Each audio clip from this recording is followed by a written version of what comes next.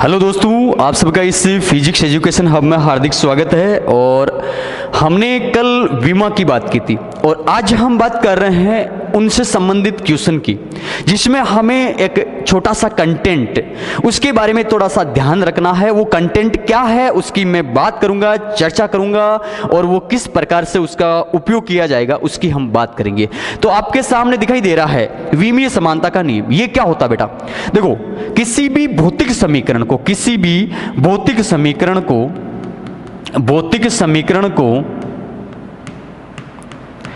विमीय रूप से सही होने के लिए उसके प्रत्येक पद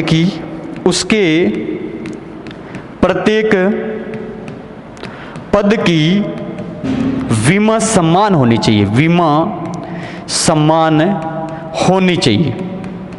ये बात, प्रत्येक पद की विमा क्या होनी चाहिए? समान होनी चाहिए।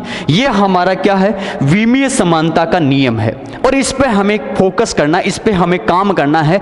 आने वाले अभी 2-3 क्वेश्चन है वो इसी पे काम करेंगे। तो देखते हैं पहला क्वेश्चन है हमारा, V बराबर a प्लस बी टी। हमारा क्वेश्चन क्या है देखना एक बार। V बराबर a प्लस बी टी, जिसमें आपको दिया हुआ है कि V क्या है? V आपको दिया हुआ है वेग, T आपको दिया हुआ है समय और A और B की विमा ज्ञात करनी है। और अभी हमने देखा था कि किसी भी भौतिक समीकरण को विमीय रूप से सही होने के लिए उसके प्रत्येक पद की विमा क्या होनी चाहिए बेटा? समान होनी चाहिए। तो अब देखिए हमारे पास प्रत्येक पद की विमा समान होनी चाहिए। तो A बराबर क्या होगा? V। और अब इसके पहले हम A की विमा निकाल लेते हैं। तो यहां पे A की विमा, तो V हमारे पास क्या है बेटा? वेग है। तो वेग की विमा क्या होती है? L1 और T-1। नॉर्मल हमने कल देखा था। तो ये हो गया L1 और T-1। तो A की हमारे पास विमा आ चुकी है। इसके बाद में B की विमा निकालनी है। तो BT बराबर होगा V, क्योंकि प्रत्येक पद की विमा क्या होगी बेटा? समान होगी। तो यहां से B बराबर में क्या लिख सकता हूं? B बराबर लिख सकता हूं V बटा T लिख सकता हूं। यहां पे वेग की विमा होती है L T-1 और T की विमा होती है T। तो यहां से हमारे पास B की विमा क्या प्राप्त हो जाएगी? B की विमा प्राप्त हो जाएगी L1 T, ये ऊपर आएगा तो -2। इस प्रकार से हमारे पास यहां पर A की विमा प्राप्त हो चुकी है और यहां पर B की विमा प्राप्त हो चुकी है। हमारे पास समीकरण था V बराबर A प्लस बी टी, जिसमें V बराबर वेग दिया हुआ है, T बराबर समय दिया हुआ है और A और B की हमें विमा ज्ञात करनी थी, जो हमने ज्ञात कर ली। अब इसके बाद में इसी प्रकार का मैं दूसरा क्वेश्चन ले रहा हूं, जो S बराबर AT plus half BT square. अब यहां पे आप देखना, S आपका क्या है बेटा? विस्थापन है। S आपका क्या है? विस्थापन है। और T आपका क्या है? समय है बेटा। अब इसके बाद में A और B की क्या ज्ञात करनी है? विमा ज्ञात करनी है। तो वही नियम आपको यूज करना है जो हमने पहले वाले क्वेश्चन में किया था। किस प्रकार से देखना, S बराबर है तो A की विमा और B की विमा निकालनी है। A बराबर AT बराबर S। और विस्थापन को किसके द्वारा मापा जाता है वो भी आपको पता होना चाहिए। विस्थापन को लंबाई के द्वारा मापा जाता है। तो यहां पे A की विमा निकालने के लिए S बराबर T और A बराबर क्या हो जाएगा बेटा? ये हो जाएगा लंबाई और ये हो जाएगा टाइम। तो A बराबर हो जाएगा L1 और T-1। ये किसकी विमा आ जाती है? हमारे पास A की विमा आ जाती है नॉर्मल तरीके से। उसके बाद में B की विमा निकालनी है। तो मैंने आपको कल एक और मैंने बेसिक जानकारी में बताया था, कोई भी आपके पास पाई है, कोण है, शुद्ध संख्या है, शुद्ध अनुपात है, उसकी विमा है, वो विमाहीन राशि है, उसकी विमा नहीं होती है। तो आपको यहाँ पे हाफ दिखाई दे रहा है तो इसकी विमा नहीं होती है बेटा। तो यहाँ पे क्या हो जाएगा?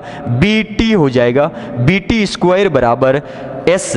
तो B बराबर क्या हो जाएगा? ST square. और आप S को किसके द्वारा मापोगे? लंबाई के द्वारा। और T हो जाएगा आपका T स्क्वायर और B इस प्रकार से b की विमा आ जाएगी LT-2। तो ये आपके सामने एक तो b की विमा भी आ चुकी है और a की विमा भी आ चुकी है, तुम्हारे सामने ये दोनों विमा आ चुकी है। इस प्रकार से नीट जेईई के अंदर आने वाले क्वेश्चन मैं आपको करवा रहा हूं, ये इंपॉर्टेंट है, वेरी वेरी इंपॉर्टेंट।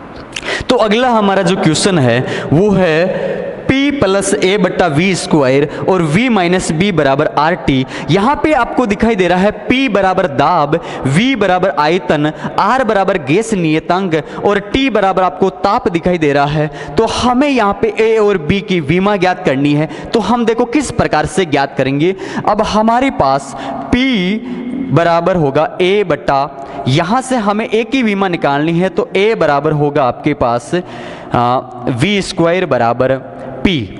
इसके बाद A बराबर एक बार यहाँ पे आपको क्या करना है, P इंटू वी स्क्वायर करना है। अब यहाँ पे देखो P क्या है, यहाँ पे हमारा दाब है और दाब होता है बल बट्टा क्षेत्रफल। ये P क्या होता है, बल बट्टा क्षेत्र होता है। तो बल की विमा लिख लेता हूँ M1 L1 T-2 और उसके बाद में बल बट्टा क्षेत्रफल। तो क्षेत्रफल की विमा क्या होती है, क्षेत्रफल की विमा होती है L स्क्वायर। क्लियर है बात। उसके बाद में यहाँ पे हमारे पास देखो V क्या है, आयतन है, तो ये आयतन की विमा क्या होती है, L क्यूब का स्क्वायर होते हैं। अब इसके बाद में देखते हैं, इसके बाद में यहाँ पे 3 का हमें मल्टीप्लाई करना है 2 के साथ, तो 3 दूनी 6 हो जाएगा।